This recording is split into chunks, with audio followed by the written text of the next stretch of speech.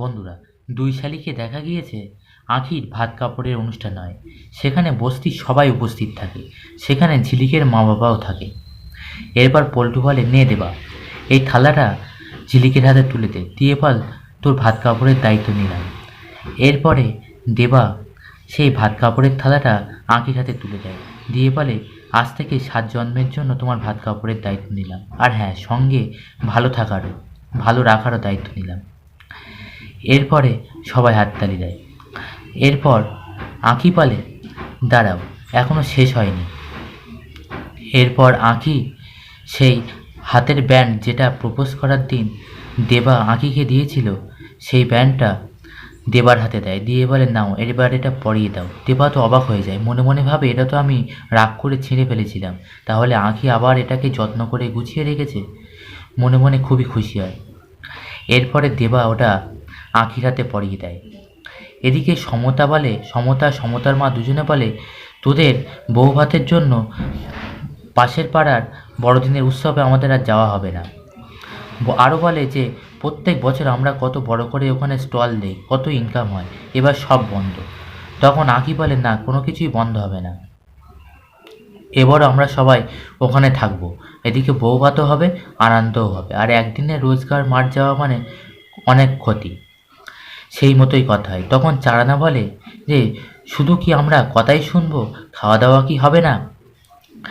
এদিকে দেবা বলে আঁখিকে, আচ্ছা তাহলে তুই এবার জুডো প্রদর্শনী করবি তো?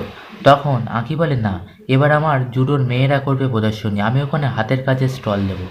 তখন দেবা বলে, কি আশ্চর্য, জুডো ঝিলিক আজকাল জুডো ছেড়ে হাতের কাজ করবে?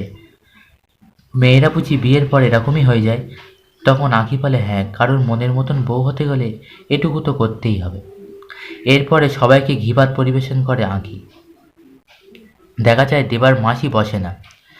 তখন সমতার মা বলাবলি করে যে, কমলা মাসি বসবে তো? সমতার মা বলে, মনে হয় না, বসবে না। এদিকে দেবা বলে, মাসি, তুমি যদি না খেতে বসো আমার কিন্তু খুব খারাপ লাগবে। তখন আঁখি বলে, মাসি, আমি জানি তুমি আমার ওপর রেগে রয়েছো, কিন্তু খাবার তো লক্ষ্মী, বলো, খাবারের ওপর রাগ করো না। এরপর দেবা বলে, বসো তো মাসি, বসো। এই বলে জোর করে কমলা মাসিকে বসিয়ে দেয় এবং আঁকিও ভাত বেড়ে দেয়, এবং কমলা মাসি আর কিছু বলে না, খেয়ে নেয়। এরপরে দেখা যায় ঝিলিক ফোন করে আঁকিকে, বলে যে, দেখা করতে, তোর সাথে খুব দরকারি কথা আছে। তখন আঁকি বলে, কি করে দেখা হবে, আমরা তো সন্ধেবেলা ওই পাশের পাড়ার বড়দিনের উৎসবে যাব। তখন ঝিলিক বলে, ঠিক আছে, আমিও সেখানে যাব, তাহলে ওখানেই দেখা হবে।